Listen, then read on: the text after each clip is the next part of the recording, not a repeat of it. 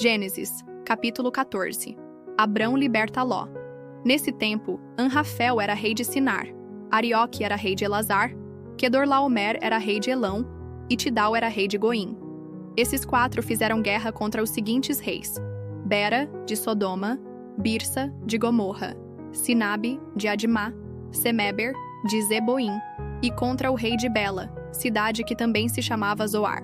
Esses 5 reis juntaram os seus exércitos no vale de Sidim, onde fica o Mar Morto. O rei Quedorlaomer os havia dominado por 12 anos, mas no 13º ano eles se revoltaram contra ele. No 14º ano, Quedorlaomer e os seus aliados derrotaram os Refaíns em Asterote Carnaim, os Uzins em An, os Emins em Savê-Quiriataim e os Oreus nas montanhas de Seir, perseguindo-os até El-Parã, onde começa o deserto. Depois voltaram até Cádiz, que naquele tempo se chamava En-Mispat. Eles arrasaram a terra dos amalequitas e derrotaram os amorreus que viviam em Hazazão-Tamar. Então os reis de Sodoma, de Gomorra, de Admá, de Zeboim e de Bela saíram com os seus exércitos para o vale de Sidim, a fim de lutar contra os reis de Elão, de Goim, de Sinar e de Elazar. Eram 4 reis contra 5. Acontece que o vale de Sidim era cheio de buracos em que havia piche. E quando tentaram fugir da batalha, os reis de Sodoma e de Gomorra caíram nesses buracos. Mas os outros reis fugiram para as montanhas. Os 4 reis pegaram todo o mantimento e os objetos de valor que havia em Sodoma e em Gomorra, e foram embora. Ló, o sobrinho de Abrão, vivia em Sodoma, e por isso também foi levado como prisioneiro. E levaram também tudo o que era dele. Mas um homem escapou e foi contar tudo a Abrão, o hebreu, que morava perto das árvores sagradas que pertenciam a Manre, o amorreu. Manre e os seus irmãos Escol e Aner eram aliados de Abrão. Quando Abrão ficou sabendo que o seu sobrinho tinha sido levado como prisioneiro, reuniu os seus homens treinados para a guerra, todos eles nascidos na sua casa. Eram 318 ao todo. Abrão foi com eles, perseguindo os 4 reis até a cidade de Dan. Ali Abrão dividiu os seus homens em 2 grupos, atacou os inimigos de noite e os derrotou. Ele continuou a persegui-los até Roba, que fica ao norte da cidade de Damasco, e trouxe de volta tudo o que os inimigos haviam levado. Abrão trouxe também o seu sobrinho Ló e tudo o que era dele, e também as suas mulheres, e o resto da sua gente. Depois de haver derrotado Quedorlaomer e os outros reis, Abrão estava voltando para casa quando o rei de Sodoma foi encontrar-se com ele no vale de Savé, também chamado de Vale do Rei. E Melquisedeque, que era rei de Salém e sacerdote do Deus Altíssimo, trouxe pão e vinho. Melquisedeque abençoou Abrão, dizendo: Abrão seja abençoado pelo Deus Altíssimo que criou o céu e a terra.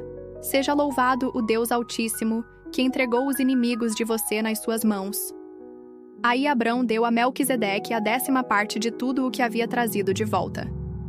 Depois o rei de Sodoma disse a Abrão: Fique com as coisas e me devolva somente as pessoas. Mas Abrão respondeu: Eu levanto a mão diante do Senhor, o Deus Altíssimo, Criador do céu e da terra, e juro que não ficarei com nada do que é seu, nem um fio de linha ou uma tira de sandália. Assim você nunca poderá dizer: Eu fiz com que Abrão ficasse rico. Não quero nada para mim, a não ser a comida que os meus empregados comeram. Mas os meus aliados Aner, Escol e Manre podem ficar com a parte deles.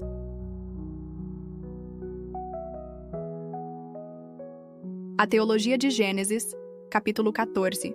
Gênesis 14. O rei sacerdote que antecipa o Messias. O capítulo 14 irrompe na narrativa como um relâmpago de guerra e glória. O primeiro registro bíblico de conflito internacional, onde 4 reis do Oriente enfrentam 5 reis cananeus, incluindo os de Sodoma e Gomorra. Neste cenário de alianças frágeis e cidades rebeldes, surge uma figura inesperada: Abrão, o hebreu nômade, transformado em libertador militar. A trama começa com 12 anos de servidão violada, 14:4, levando a uma revolta que desencadeia uma campanha punitiva.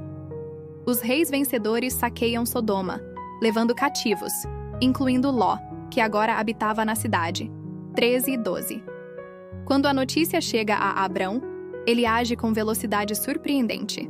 Arma 318 homens treinados em sua casa, evidência de sua riqueza e organização, e persegue os exércitos até Dan.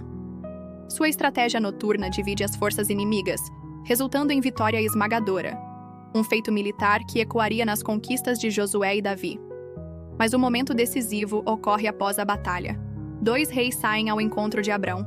O rei de Sodoma oferece todos os bens, 14 e 21, tentação de enriquecimento fácil. Melquisedeque, rei de Salém, traz pão, vinho e bênção, 14, 18 e 20. Ministério espiritual. Abrão rejeita categoricamente a proposta de Sodoma, nem um fio, nem uma correia de sandália, mas entrega o dízimo a Melquisedeque, reconhecendo sua autoridade superior. Este misterioso rei sacerdote, sem genealogia, prefigura Cristo, Salmo 110, 4, Hebreus 7, representando a verdadeira vitória de Abrão. Não sobre reis terrenos, mas sobre a tentação de confiar em riquezas ou alianças ímpias. O significado oculto de Gênesis 14. A guerra revela o caráter. Abrão arrisca tudo por família, não por território. A vitória testa a integridade. O saque recusado mostra prioridades eternas. Melquisedeque antecipa. Cristo como rei de paz, Salém. Cristo como sacerdote eterno. A adoração que supera conquistas. Este capítulo, aparentemente histórico, esconde profundos símbolos messiânicos. Enquanto os reis cananeus caem no vale de Sidim, 14:10, Abrão é elevado no vale do rei. A bênção de Melquisedeque. Abençoado seja Abrão pelo Deus Altíssimo, Criador dos céus e da terra, 14:19, contrasta com a proposta vazia de Sodoma. Assim, a primeira guerra registrada na Bíblia encerra com uma revelação maior que conflitos territoriais. Há um rei superior a todos os reis, um sacerdote além das linhagens levíticas, e uma bênção que vale mais que todos os despojos de Sodoma. Abrão sai deste teste não apenas como vencedor militar, mas como modelo de fé que prefere a bênção divina às riquezas do mundo.